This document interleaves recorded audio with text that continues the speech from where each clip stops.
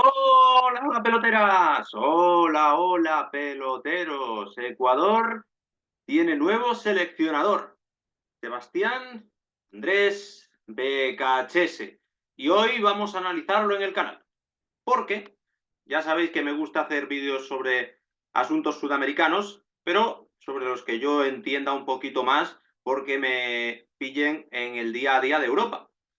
Y este es el caso de Becachese, cuya última experiencia en un banquillo fue en el Elche, primero en la máxima categoría, en la Liga Española, y después en Segunda División, en esta última temporada en la que dirigió los 42 partidos, a diferencia de la anterior en la que solo agarró al equipo en los 12 finales. Y os quiero contar, amigos ecuatorianos, amigos que disfrutasteis el vídeo de Moisés Caicedo, de Gonzalo Plata, de el otro día también el nuevo Caicedo que ha fichado el Sporting, Jordi Caicedo. Os quiero contar cuál es mi visión o mi no visión, ahora ya con antifaz, siempre que no se me olvide, sobre Ecuador y sobre todo, valga la redundancia, Sebastián Becachese, porque Ecuador viene de un descontento con Félix Sánchez, cayó con Argentina en los penaltis, con posibilidades reales de pasar a las semifinales de la Copa América.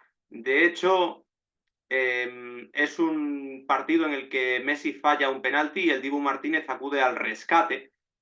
Y a mí la etapa de Félix Sánchez lo que me deja es que nunca, nunca, nunca conectó con el pueblo ecuatoriano. No creo que sus resultados sean un drama. Lo que creo es que nunca hubo química en esa relación. Jamás hubo empatía, hubo conexión. Y eso es la tumba a medio corto plazo de un entrenador.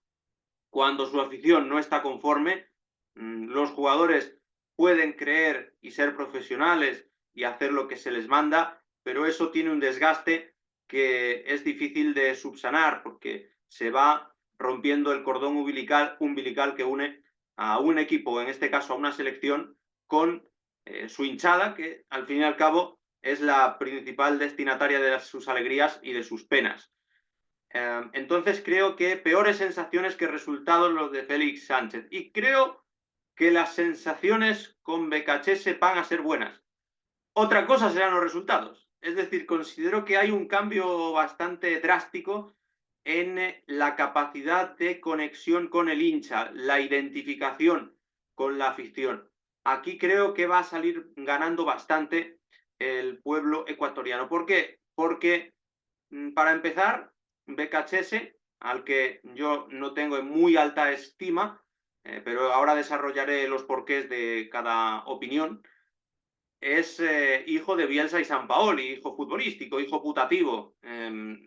Las historias de Becachese en el fútbol empiezan con Bielsa, que se lo presenta a Sampaoli cuando apenas tiene 20 años Becachese, ahora sigue siendo un técnico joven, pero ya pasa a los 40, y empieza a trabajar con Sampaoli en diferentes equipos y en diferentes combinados nacionales, lo cual es importante e interesante también para saber a qué se puede atener con la selección de Ecuador y qué se espera de él. Ha sido Becachese acompañante de Sampaoli con la selección de Chile, que ganó la Copa América 2015, y con la selección argentina, que fracasó en el Mundial de 2018. Por tanto, experiencia no le falta, y pese a su juventud, pues es un trotamundos.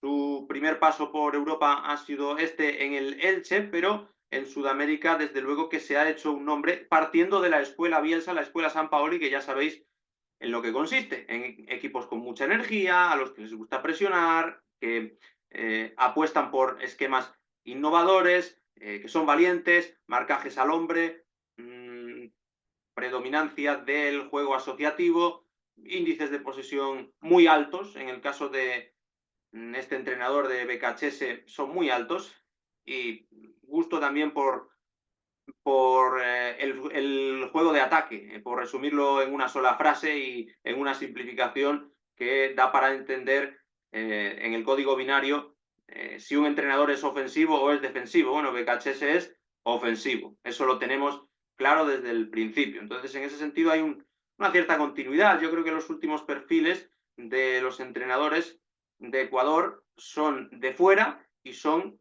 de ataque. Ahora bien, hay muchas diferencias entre la forma de entender el aspecto ofensivo de Félix Sánchez y las de Seba Becachese. La cosa es que si buscamos el precedente de Alfaro, tampoco lo, tampoco lo asociaría yo mucho a Alfaro. Alfaro era un entrenador ya que venía más curtido todavía, con menos energía, pero con más pozo, con más experiencias acumuladas a lo largo de su trayectoria. Creo que está en diferente momento vital Alfaro cuando agarró a la selección de Ecuador y ahora se va a Becachese. Pienso que aquí va a haber más savia fresca, más intensidad en los entrenamientos, más gusto por la innovación en los sistemas y por no simplemente sacar lo mejor a partir de esquemas clásicos, sino de, pienso en reubicar a futbolistas, centrales o laterales que antaño siempre lo fueron. En el Elche de Becachese pasaron a ser mediapuntas, defensas de 4-2-3-1 pasaban a ser un 3-3-3-1. Con eso te quiero decir que, os quiero decir a todos vosotros, que preparaos para la novedad, preparaos para las sorpresas y preparaos para las emociones fuertes, no se sabe bien de qué tipo, pero ese es el entrenador al que ficha a grosso modo la selección de Ecuador. Y claro, lo de Alfaro lo digo porque no dejan de ser dos entrenadores argentinos, pero es que eso no es ninguna novedad. Más de la mitad de las selecciones sudamericanas pasan de nuevo a tener entrenador argentino, mayoría absoluta. Lo eran en la Copa América, salió Garnero de Paraguay, pero llega para sustituir, entre comillas, esa plaza, BKHS al frente de Ecuador. En total son 6 argentinos los que dirigen a Sudamericanas: Scaloni a Argentina, Gareca a Chile, Lorenzo a Colombia, Bielsa a Uruguay, Batista a Venezuela y, como digo, el propio Seba Becachese a la selección de Ecuador. Más cosas que os quiero decir. Pues es un entrenador que ha ganado títulos en Sudamérica, en Defensa y Justicia, en su país.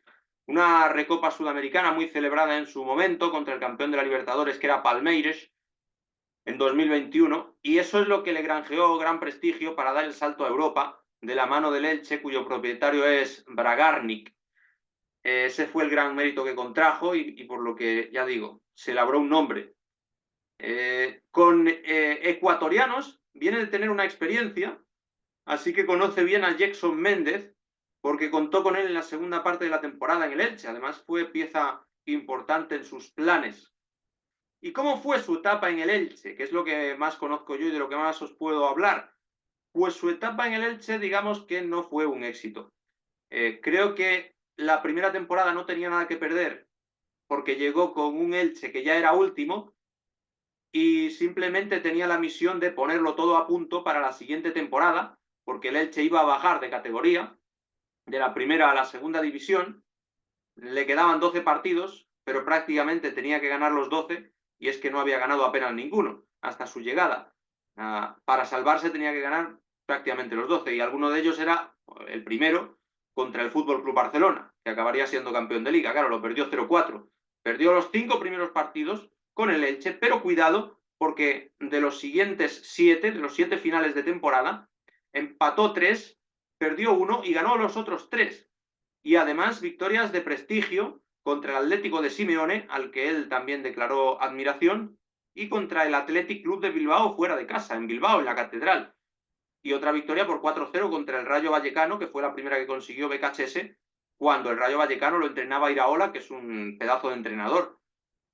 Por tanto, el Elche dio la impresión de que con él se liberó, de que esos cambios de posición y esa conciencia de que no tenían ya nada que perder porque lo habían perdido todo, funcionó para revitalizar al equipo en el tramo final.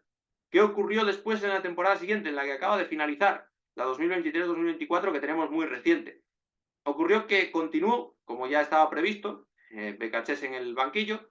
Realmente no se le culpó del descenso porque no tenía ninguna culpa. el promedio de puntos fue incluso mejor que el de entrenadores anteriores, porque consiguió más victorias que ningún otro, así que por ahí ningún problema. ¿Y qué pasó? Pues que el Elche tenía la misión de subir a primera división, porque en primera, cuando bajas en la Liga Española, lo que hacen es que te dan mucho dinero, la liga, para paliar, para subsanar, para solucionar ese drama de haber perdido la categoría. Te dan mucho dinero y por lo tanto en segunda división eres muy favorito para ascender al año siguiente. Eso sí, si no asciendes el primer año ya se te complica. Pero el primer año, desde luego, que eres un equipo que tiene más recursos que nadie si acabas de descender a segunda para poder regresar de inmediato. ¿Y qué ocurrió con el Elche BKHS? Pues que se rodeó de mucho jugador argentino, también entiendo por petición de la propiedad, los Nicos, Nico Fernández, Nico Castro, que desde luego fueron puntales importantes del equipo, que construyó un conjunto en el que no había delanteros de nivel, en el que el comienzo fue muy duro, porque el bajón de la depresión de haber descendido a segunda división todavía se notaba en la ciudad y en el ambiente, y el Elche estuvo las primeras jornadas moribundo, no lo aprovechó para ponerse arriba del todo desde el principio. Sin embargo, despertó a mitad de la primera vuelta y encadenó buenos resultados con tanta regularidad que le dio para meterse en zona de ascenso a primera división, por lo tanto cumplía objetivo en la jornada número 31. Pero hubo un punto de inflexión súper negativo, del mismo modo que después de la jornada 31 en la liga anterior, en primera división, fue cuando el Elche de Becaché se empezó a ganar, pues justo en la jornada 32 de la segunda división 2023-2024, el Elche, que ganaba 0-2 en el campo del Levante y que pudo ponerse 0-3 y 0-4 aquel día, acabó siendo remontado, perdiendo el partido 3-2 y de ahí en adelante ya no volvió a levantar cabeza. Consiguió 6 puntos de los últimos 33, solo una victoria, 3 empates y 7 derrotas.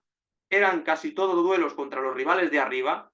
En eso pudo decirse que el Elche tuvo mala suerte porque le tocó todos los partidos finales, todo el tramo definitivo, jugarlo contra equipos que eran los más poderosos en vez de ir intercalándolos, como es normal que suceda en una liga. El caso es que los perdió todos, perdió el golaveraje general y ahí, en los duelos directos contra los equipos contra los que tenía que pelear el ascenso directo, que era el objetivo, se le fue.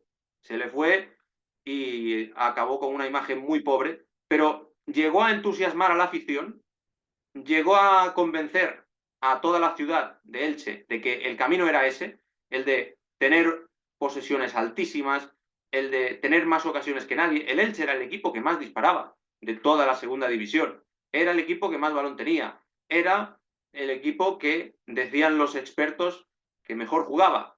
Lo que pasa es que jugaba bien solo entre área y área. Ese era el problema, que atrás era blandito, los rivales tenían el balón poco, pero cuando lo tenían le hacían muchísimo daño, y en área contraria, el Elche, yo creo que esto es más causa ajena que de entrenador, el Elche no tenía delanteros dignos de un equipo que quiere ascender. Tal vez también porque el entrenador no los pidió y porque su sistema favorito era jugar sin delanteros y con muchísimos centrocampistas que o lo eran o él se los inventaba, porque ya digo que hubo muchos defensas que jugaron de mediocentros o sobre todo de mediapuntas. Nico Fernández era lateral izquierdo, pasó a ser media punta, Mario Gaspar era central derecho y muchas veces acababa arriba también. Nico Fernández Mercado tenía muchísima trayectoria, muchísimo recorrido, muchísima amplitud, un carrilero muy largo y también muy atacante. En definitiva, que muchas veces costaba reubicar a los jugadores. Costaba clasificarlos y decir de qué juega este tío. No lo sabías, porque él apuesta por un fútbol, como comento, muy mixto, en el que todos juegan a muchas cosas. No es que el defensa solo tenga que defender y no es que el centrocampista solo tenga que atacar. Él, entre comillas, quiere fútbol total y eso es peligroso. En una categoría como la segunda división, los experimentos de este estilo tan radicales no suelen salir bien. y no salió bien lo de Elche. Además de características que no son solo del juego, pero que también forman parte de su personalidad, me toca añadir que se parece a Bielsa y a Sampaoli en cuanto a que su mensaje en ruedas de prensa es muy profundo. No duran 5 minutos las ruedas de prensa de BKHS, hay que ir con mucho papel y mucho boli. Ya hay que digitalizar el asunto porque si no uno se pierde con tantas explicaciones que da. Trato muy afable con la prensa por lo general, personalizando, llamando por su nombre a cada reportero. O sea, que trata de transmitir mucha cercanía y de dar muchísimos detalles de aquello que persigue en el terreno de juego. Y después, al hilo también de Bielsa y Sampaoli, que son entrenadores que se suelen meter en charcos, como decimos aquí en España, que no suelen rehuir de la polémica, pues en el caso de BKHS lo mismo. Es un entrenador cuya imagen final quedó marcada en el fútbol español porque en un partido ya definitivo, cuando se estaba despeñando el Elche, cuando estaba agotando sus últimas balas para meterse en la fase de ascenso, en vez de en ascenso directo, en las eliminatorias de ascenso de los equipos que no consiguen ascender directos, en uno de esos partidos en Santander tuvo más que palabras, gestos desafiantes con uno de los ayudantes de porteros con el entrenador de porteros del equipo, con Miguel Escalona, que no protestó airadamente la decisión del colegiado como pretendía BKHS que lo hiciera. De hecho, BKHS, entre estas polémicas, pues se puede destacar como un entrenador al que expulsan bastante a menudo, o al que amonestan por lo menos bastante a menudo. Y claro, esta polémica dio la vuelta al mundo porque se enfadó BKHS en público con un miembro de su propio staff. Pero es que no quedó ahí la cosa. Es que luego ese miembro del staff, a la semana siguiente, casualidad o no, fue despedido. Y además que no solo se encaró con él, sino que se encaró con el delegado de Elche también. Era una situación muy difícil para todos, porque al Elche se le estaba yendo toda posibilidad de ascender cuando semanas antes tenía en la mano no solo jugar la fase de ascenso, sino meterse arriba del todo, entre los dos primeros, y esa situación de desesperación sacó todo el carácter volcánico que tiene sin duda BKHS, que puede ser muy afable en el trato cuando las cosas o van normal o no van peor de lo que está previsto, pero que ese carácter volcánico se puede volver contra todo y contra todos dentro de su propio equipo cuando las cosas van mal. Pero sí que es un entrenador que trata de generar identificación. La propuesta futbolística va a agradar de primeras. Otra cosa, como empecé el vídeo, es si luego el balón acompaña, si él sabe gestionar esos malos momentos, si consigue dar con la tecla para no solo vender un mensaje positivo a la afición, que eso lo va a hacer de primeras, porque es un entrenador capaz de vender una nevera a un esquimal y que se le agotarían los tiempos aquí en el canal del pelotero, estaría más de 40 minutos hablando, sino, aparte de vender ese mensaje tan bonito y de palabras tan lúcidas, luego que los cambios que él vaya a introducir, que sin duda va a introducir, surtan efecto. Y eso es lo que está por ver. Aquí en España hay división de opiniones. Yo hablo muy a menudo con mi amigo Gaby, hablo además de este tipo de entrenadores. Él decía que BKHS era verdad.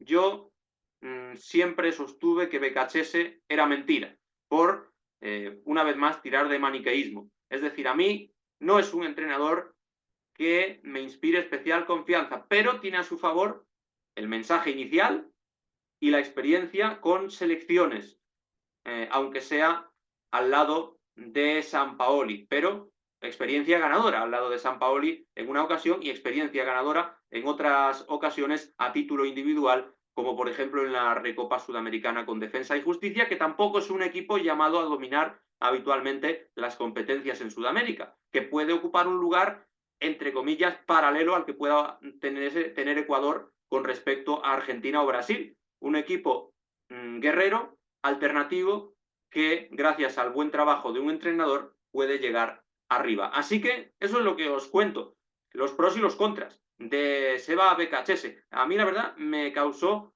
una sorpresa saber que se trataba de él como nuevo entrenador de la selección de Ecuador. Decidme cómo ha sentado en el país su llegada, No sé qué otros candidatos había, si había alguno que se rumoreara muy fuerte. ¿Qué pensáis? ¿Os hace ser más optimista o más pesimista el asunto que os he contado sobre BKHS?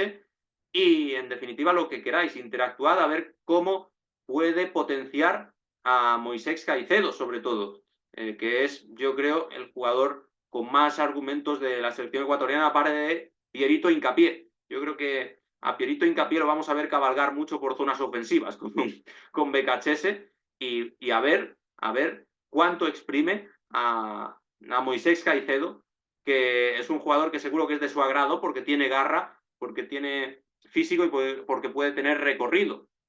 Pero a ver qué misiones le encomiendan el terreno de juego. Bueno, decidme en definitiva lo que queráis sobre BKHS, cómo ha sentado en el país esto.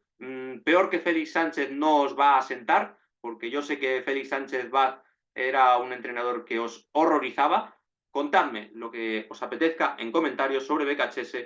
Ved mucho el vídeo, dadle like, comentad, difundidlo, que rule allende los mares. Nos vemos pronto y hasta la vista.